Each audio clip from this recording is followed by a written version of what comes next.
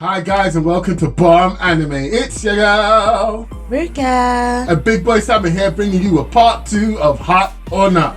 Welcome to this episode of Hot or Not Part 2. Today, Nobilis is in the hot seat again. We've already judged the first episode and binged the entire season. Is this anime certified hot or just a waste of time?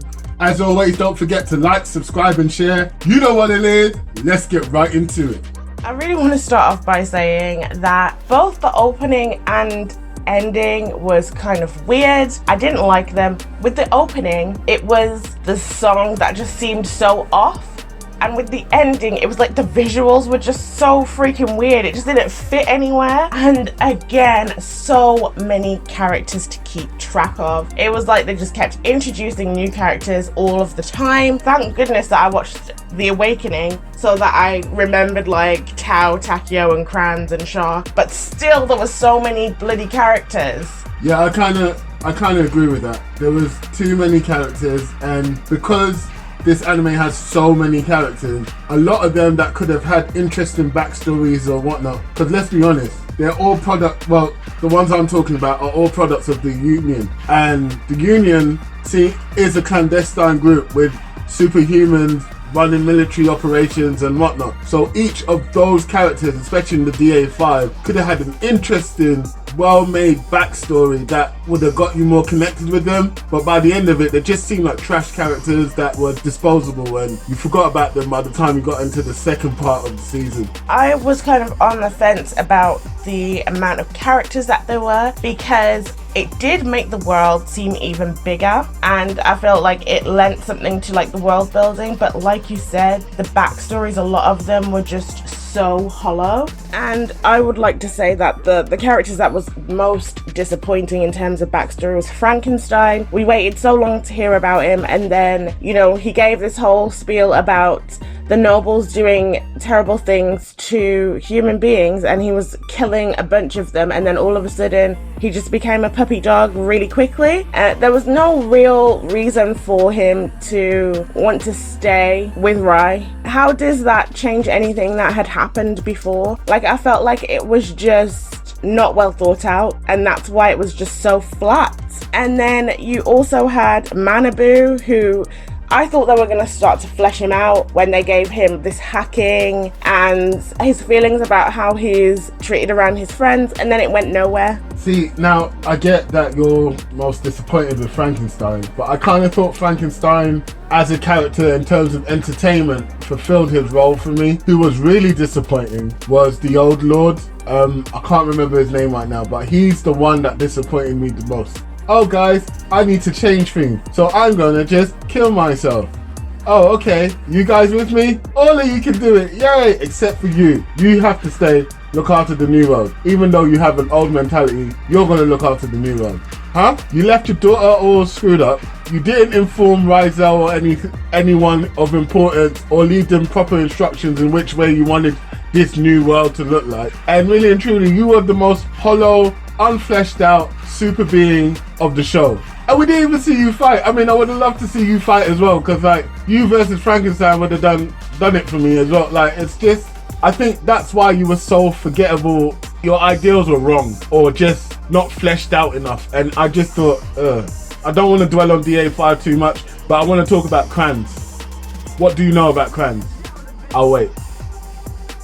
Yeah, okay, I thought so. Kranz absolutely had no backstory whatsoever, and yet he's the boss. Why did he become the boss? How did he become the boss? What was his actual power, not the supercharged, I'm going to absorb powers power? What was his motivations? Why did he become part of DA5? What made him strive for becoming superhuman? And I know that question can be asked of a lot of them, but do you get what I mean? It was like, you're just a big bad for the sake of being a big bad. I'm here for it, but I'm checking out sometimes, you know? I completely agree with you with the other Lord. I don't remember his name either, and he was my least liked character because it just seemed like everything that he did was just to move the plot. It had nothing to do with anything. It was, again, like I said, another hollow thing that just made no sense. All the things that you just said is true.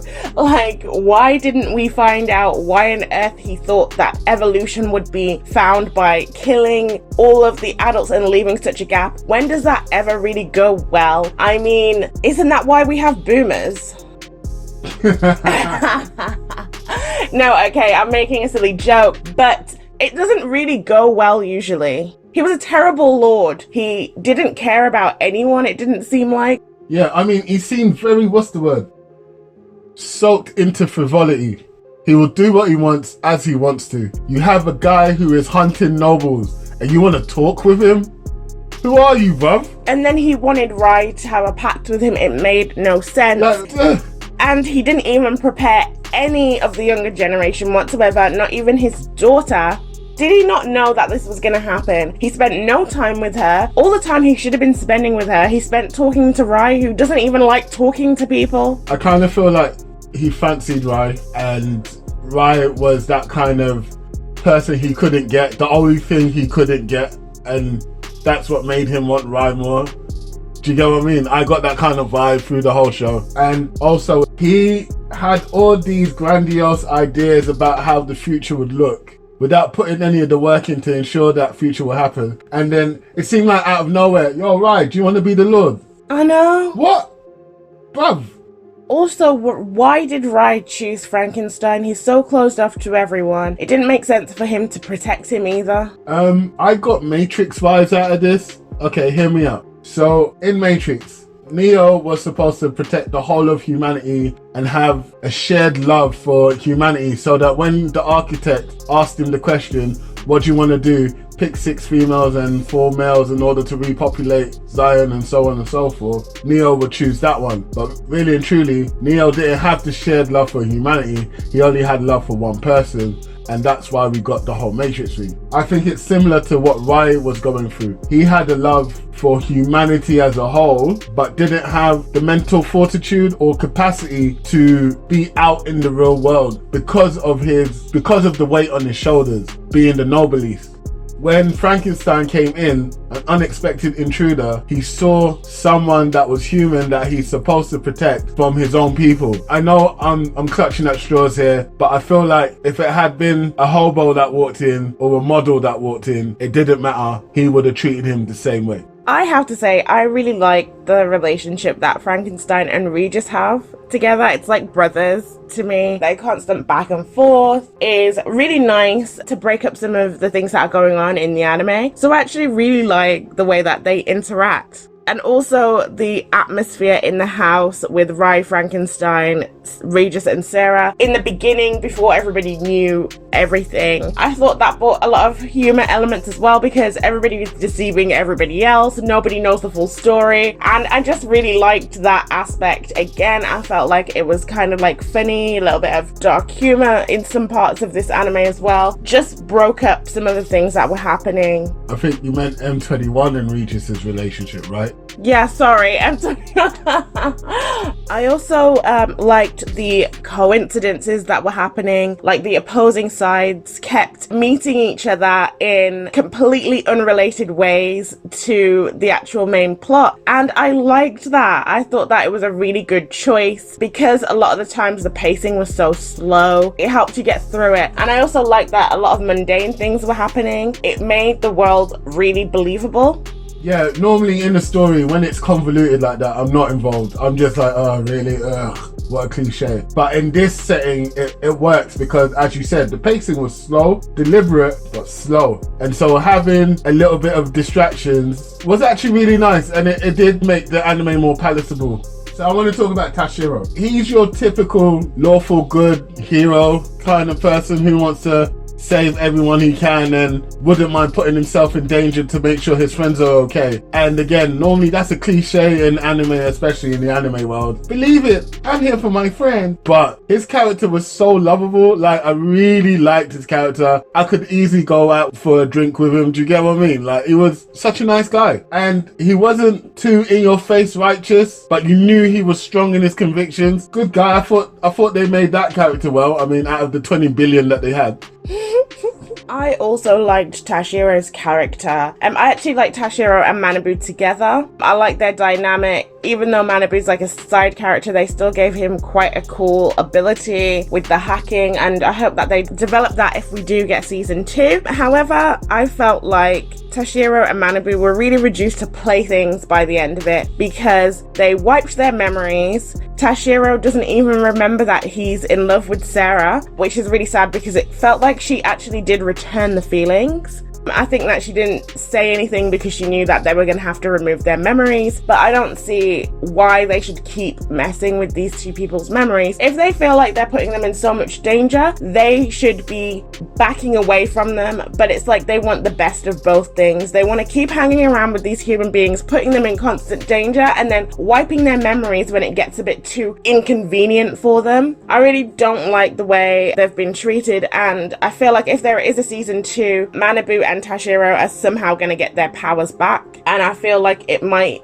end up that Tashiro somehow has some kind of experiments done on his body, some kind of modifications, or we find out that he's not fully human. Like, I feel like he might end up being like Frankenstein. He has a lot of raw talent that is really above human beings, and I just can see in the future that he's going to have some kind of modification similar to Frankenstein. I mean, yeah, that sounds plausible, but again, Ruka said it, so chances are it's 100% correct because her prediction jutsu is amazing.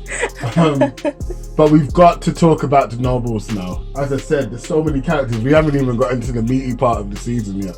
I want to talk about Gujitel. He's one of the elders that stayed behind and didn't do the whole pact with the old lord. And he was training the newer generations and making them stronger and better nobles. And then when his lord gave him an order, he refused it. To me, it didn't really make sense. Because if you're for the cause and you believe that your old lord had the right idea in making the new lord, and your job is to follow that person, it don't make sense. It sounds a bit disingenuous to like disobey them. God, Ruka, change my mind. I do disagree with you. I think that it was definitely on brand for him. He raised these people, like he raised them from little babies, basically. He was a teacher, he was a counselor, he was a father figure. Also, he knew Rizal as well. He allowed this rumor to go around about Rai being the one who murdered all these nobles, which I'm a bit upset that they skimmed over who exactly spread this rumor. Like, I feel like that's something we ought to know. Anyway, I only mention that because I feel like it's not something that's going to be discussed in a season 2 if we get one. No, Ruka, don't say it. It's going to come true. So he knows he's allowed this rumor to go around about Rizal. It obviously didn't matter because Rizal was asleep and he probably didn't really expect him to wake up again. Now that he's got to right the wrongs that he allowed to happen. So he can't just support the Lord and kill some innocent person and not allow her to find out the actual truth about what happened to her dad. Maybe he thought she wasn't old enough to understand that her dad took his own life. That's hard for a young child to deal with. Also, would she have really believed it at that time? She was so stubborn and childish at the time. In fact, she carried over a lot of those things into her adulthood, but thankfully, in a real quick snap choice, she changed her personality, so I guess that was convenient. But Power of plot armor. But I feel like I understand why he would have made the choices that he made. He was basically her dad. Oh, you're not going to say daddy? Okay, fair enough. I'm avoiding that at all costs. Okay, so, alright, I get where you're coming from, but if you want to make an omelette, you got to crack a few eggs. Gujitel's plans were, like, at least in this story, he seemed to have the most well thought out procedures in what he was doing in that sense, and he seemed to really know these guys and have a good grasp of what was going on in Lucadonia. Yeah, as I said, it It made a little bit of sense to me, but not too much. And Rascaria, oh my god, what a jealous, petulant child. I mean, like, come on. You're in charge of the world. You betrayed me, dead. You betrayed me, dead. You're all going to sleep. Everybody goes to sleep. Come on, woman. Chill, fam. Like, if you're peed off at Rizel, go fight Rizel. And then you did, and then you failed. Like, multiple times, he was slapping you and your people about. He didn't even go in. Like, literally, he didn't. But he could have. I mean, look at those little love taps he was giving the clan leaders with the blood. I know. He was being so soft with them. He obviously didn't want to kill them. But I don't fully blame Rascaria here. Her dad was also a terrible lord. So it's probably in the genes. It's in the genetics. They're just not made for royalty. Can we just take a moment of silence for M21? Why did he basically get left for dead? I'm sorry, I know that we're skipping back here, but how comes he got left for dead? Everyone just automatically thought he was a traitor. That was sad. He was there for days. Nobody looked for him. Nobody went to check. Not one person. I got no answer for that. It was deep. That was sad. The whole time I was thinking, you guys, really? Really? Okay, I know that sometimes it was quick and it was too quick at times, but I really did like the way they dealt with certain subject matters, such as the memories getting overwritten. They got the feelings in there of how Tashiro would feel about not being himself, but I did also feel like it was too fast. So given everything, the good, the bad, what would you say about this anime? Because when we did our part 1, Big Boy Sammy, you gave it 3 hearts out of 5. I only gave it 1. So it's a hot for me, but it's a similar hot for me as from the first episode, the first time we did this. It's teetering on the edge, but it is definitely a hot. You? I would also say that this is a hot because if there is a season 2, I will definitely want to watch. I'm a little bit worried, however, because it still hasn't been given a date for release for a season 2, and now there's rumors of them giving another OVA to fill the gap before they let us know whether we're going to get season 2 or not, which kind of worries me about when we're going to see any of these things. They still seem quite unsure about it, so I'm even too scared to get fully invested, but it is a hot for me. Even with the bad sides of things, there was still enough good things to make this a hot for me. And last time you said it was a not, so yep, I sure did. You flipped the script. I did. So guys, let us know what you think in the comments. Did you like Noblesse or not? Are you looking forward to a season 2? Let us know in the comments, and don't forget to like, subscribe and share. Peace.